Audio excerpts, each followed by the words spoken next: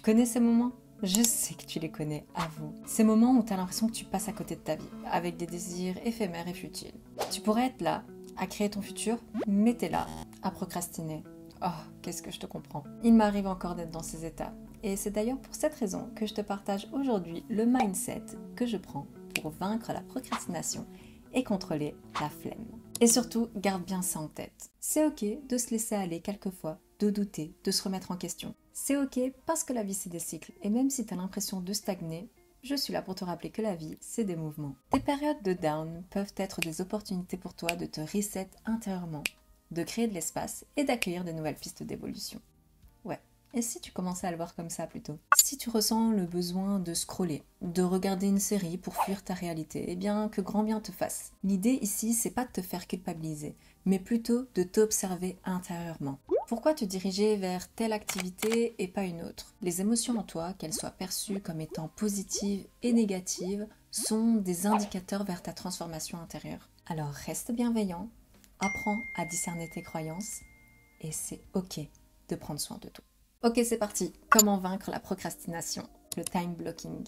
Que ce soit la veille pour le lendemain ou le matin même, le time blocking permet de donner une direction à ta journée. Cela consiste à créer des blocs de temps dédiés à des tâches en particulier. Pendant longtemps, j'ai eu du mal avec cette méthode parce que je suis une personne qui se dirige naturellement vers le flow, vers le mouvement de la vie ou mon intuition. Cependant, j'ai remarqué que lorsque je n'ai pas de directive dans ma journée, eh bien je peux plus facilement me laisser tenter par la flemme. Ma sous-solution, si t'es comme moi, c'est de te donner des objectifs avec ou non un ordre de priorité. Ce sont les tâches que tu voudrais se voir accomplir dans ta journée. Utilisez la méthode Pomodoro. C'est une méthode assez connue, donc je vais pas trop m'y attarder. 25 minutes de travail pour 5 minutes de pause, ainsi de suite jusqu'à la fin de ta tâche ou de ton bloc de temps. Le 25-5, c'est clairement le timer le plus populaire. L'idée ici, c'est de rester focus tout en balayant les autres distractions.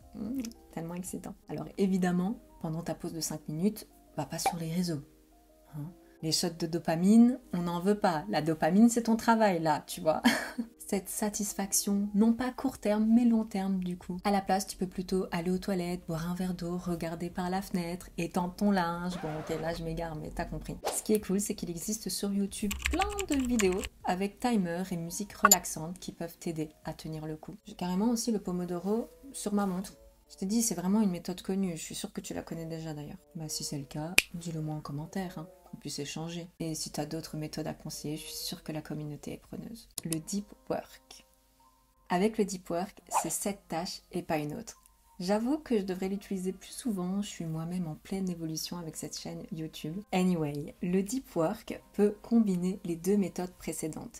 C'est-à-dire que tu utilises un bloc de temps bien défini pour une tâche spécifique, et en même temps, tu utilises la méthode Pomodoro. Tu peux ainsi laisser ton cerveau respirer pendant les pauses. Grâce à ces méthodes, je suis sûre que tu vas observer à l'intérieur de toi que quand le cadre est bien défini, le mouvement de la productivité est créé d'office à l'intérieur de toi. Et évidemment, tu dois apprendre à dire non aux sollicitations extérieures et intérieures. Les sollicitations extérieures peuvent venir de tes notifications, de ton téléphone ou autre, ou bien des personnes qui vivent sous le même toit.